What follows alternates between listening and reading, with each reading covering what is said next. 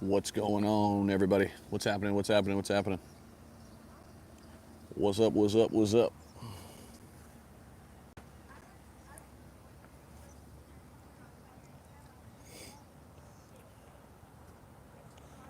What's up, the King? How we doing, man? What's going on?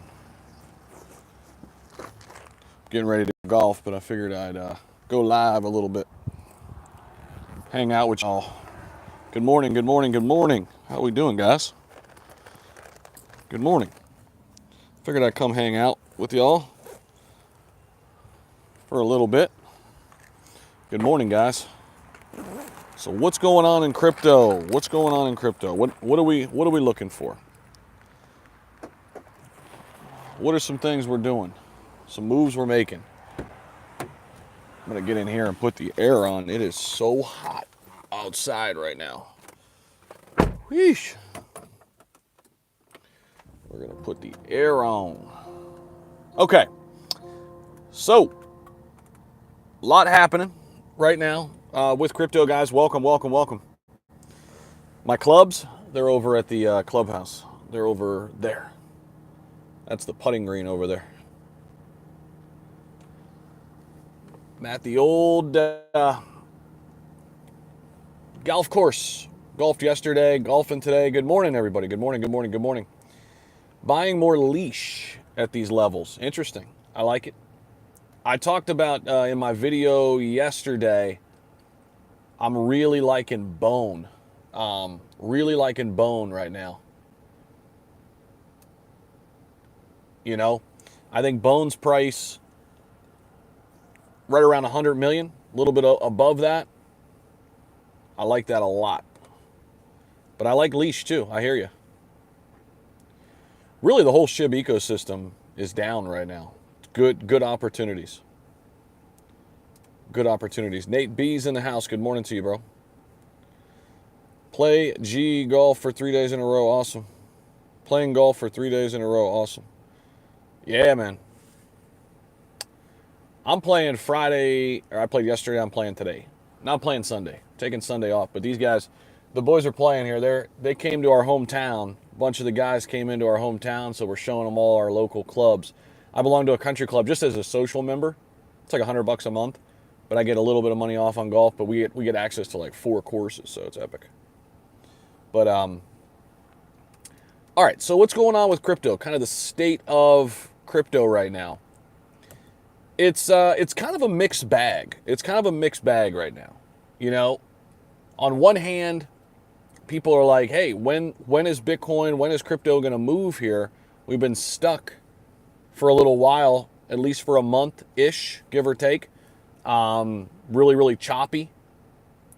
And you got some other people saying basically, hey, this is good. Buyers and sellers have kind of met in the middle. We're hovering around $64,000, $65,000 Bitcoin.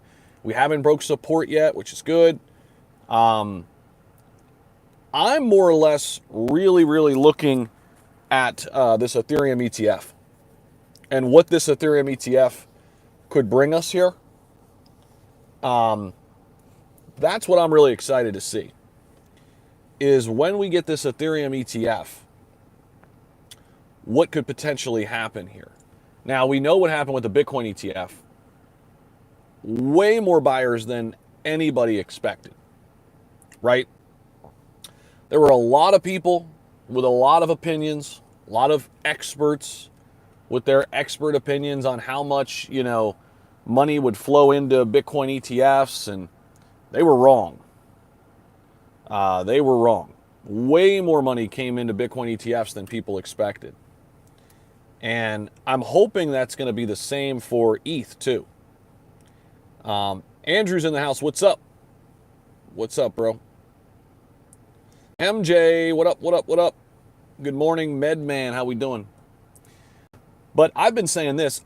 I'm interested not only in Ethereum after Ethereum ETFs, which I think is huge, very, very good for us, but does this unlock the Ethereum ecosystem?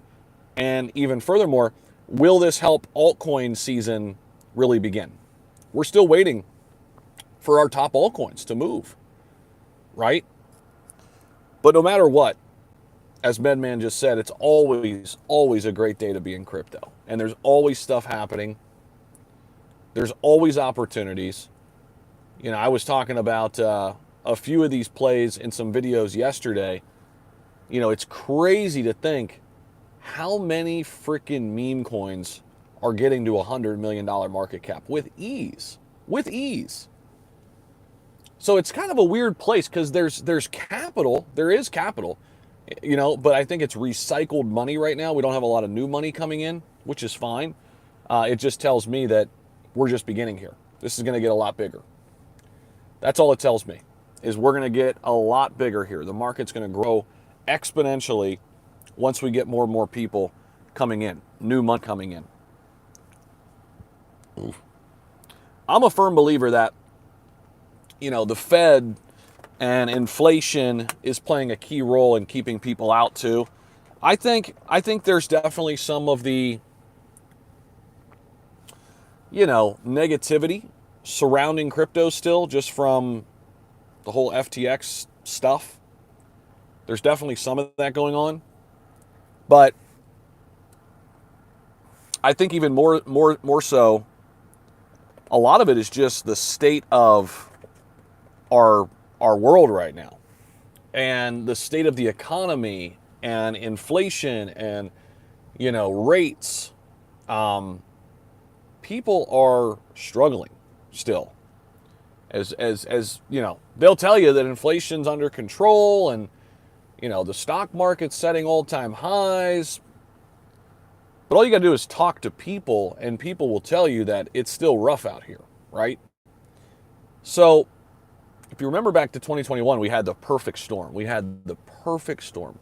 Everybody was at home learning about this new thing that's crypto, right? Everybody was at home, and they were printing money like crazy. They were printing money like crazy. And we don't have either one of those situations going on right now. You know, the economy was propped up. People were getting government checks. I don't think we need people to get government checks in order for the market to move. But the moral of the story here is people are taking less risks when an economy is struggling, when it's harder to live. People are worrying about putting groceries on the table, not investing in crypto. Now, I highly encourage you, no matter what your situation, find a way to make extra money. Find a way to get in this market. Find a way to buy your favorite blue chip assets right now. Not financial advice, but whether it's taking on an extra job, living below your means, or both, this is an unbelievable opportunity. Unbelievable opportunity, in my opinion. And you have to play the long game. And in order to play the long game, A, you got to get in the game. And B, you got to stay in the game. Right? You got to stay in the game. And how do we stay in the game? We don't over leverage ourselves. We live below our means. We find a way to make extra money, extra cash, whether it's starting a business, side hustles. I remember when I first started getting into crypto, I didn't have a high-paying job. I was in debt, but I still managed to save up $7,000 over like an 8-month stretch. And I poured, I don't encourage you to do this, but I poured it into Dogecoin at 1 cent. And it went to 7 cents. And my 7,000 turned into 50,000.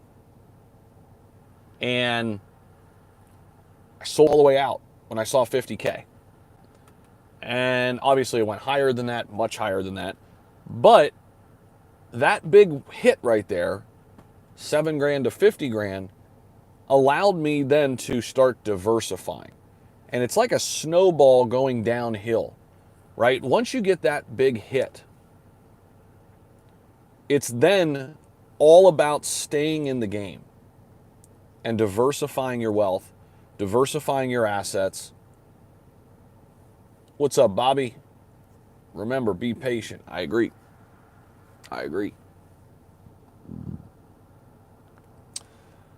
So as soon as I had that hit, the attention shifted. The attention shifted. The attention shifted to, okay, how do I now turn this 50 into something bigger? How do I now make sure I'm in the game for the long haul, right? I did take it out in USDT, but then obviously I started buying other assets. And then that 50 turned into 100, 150, 200, and took a lot of profits back in 2021, was growing a business, was able to quit my job. Like, things can happen fast in this space if you just be patient, stay in the game.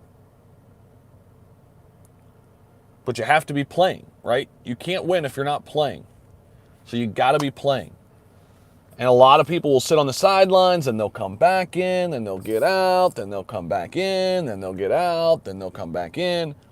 Stay in the game. Stay in the game. I cannot stress this enough, because the minute you check out, the minute you get off the gas pedal, is the minute other people start winning and you start losing. And I think we've all been there, Bobby. But it's way easier to get one of those big wins when you're an active investor, right? And here's the thing. Some people don't have the time. Some people don't want to. That's fine. You could passively invest, but you can't passively invest in most altcoins and meme coins.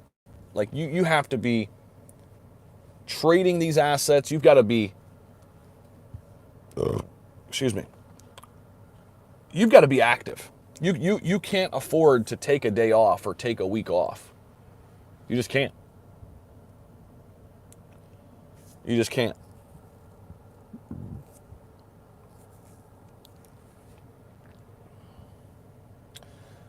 There is no rest for the wicked. You've heard it, right? I mean, and that's just crypto. Like, if you want to be in the 1%, the people who become crypto millionaires, you got to do what 99% of people don't do.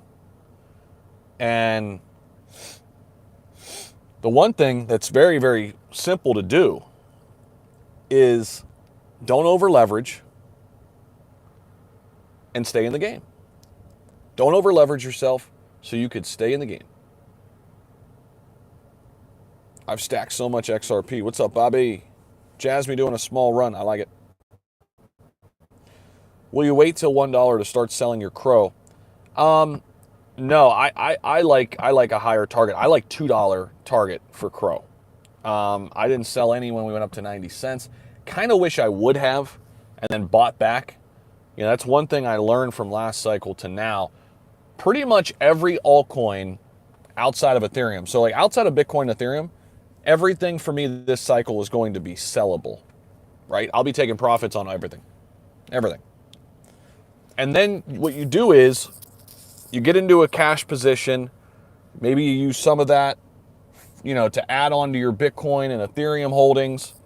And from there, now you have cash. Now you have capital. And now you sit there and wait to strike like a shark in the water during that bear market. And here's why I'm not going to round trip my bags anymore. Why I'm not going to round trip my bags. Okay? Because we are in a speculative market and you just don't know what's going to happen. There are no guarantees. Everything is so new. And if we sit there with cash, we can then see what's going on in the market throughout the bear market, see who's doing the most, see which assets, rise to the top, and take advantage of it by buying those particular assets. But we won't know what's happening until it's happening. That's why, a lot of people will say, oh, you don't need any fiat, you don't need any cash. I disagree completely. I want to be sitting in a nice cash position so I can deploy that capital and not have to sell things at a loss in the bear market to try to chase something else. I know you guys have been there. I've done it too, right? You're sitting there and you're like, I held too long. I held everything. And I don't like this thing as much as I liked it when I got into it, right?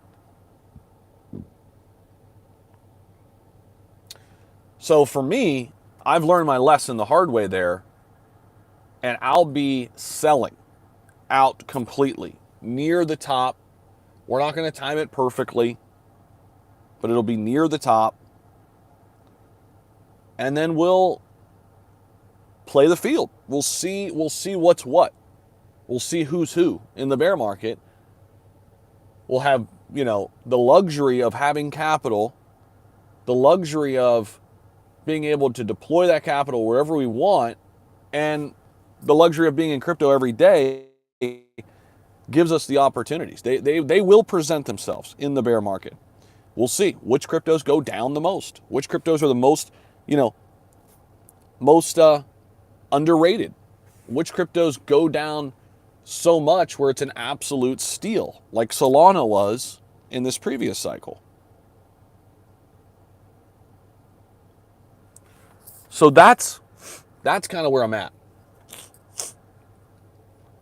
Okay? That's kind of how I'm looking at this.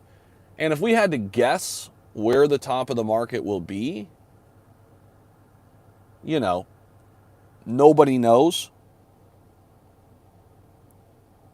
Nobody knows. But I would say some point in 2025. But we'll have an idea of when that is, because again, we've been through a full cycle now. It's getting close to the top when everybody, the normies, are FOMOing in. When the normies are FOMOing in, you'll know. You'll know. You'll know we're close to the top.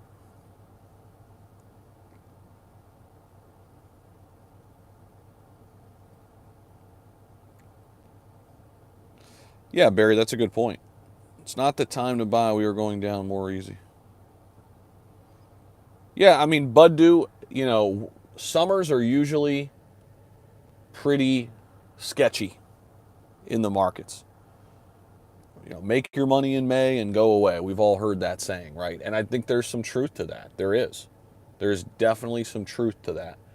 That, that first quarter and fourth quarter are usually the months to really, really hit it big in the markets. That's usually the time to hit it big. First quarter and fourth quarter. Q1, Q4 is the time to really, really, hit it big. And if you're looking at it from a standpoint of when the time to buy is, and again, this is just generally speaking here, it's not always like this, right? But generally speaking, the time to buy is when? Oops. The time to buy is in Q2, Q3.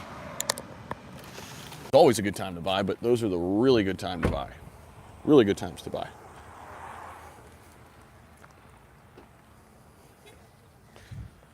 Right? Because those are usually the quiet times when not a lot of people are talking about crypto.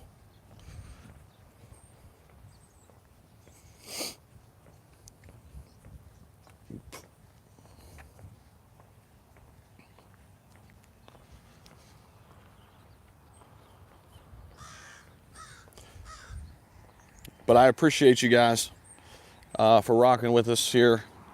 I'm going to go hit some putts and play some golf. Have a great day. Have a great rest of your weekend. If you're not yet subscribed, make sure you do so. Stay in the game. Stay locked in. I think we've got great things coming, guys. Appreciate you guys. Don't forget to like the video if you haven't. 3 little dots, hit the like button. Subscribe to the channel. Peace out.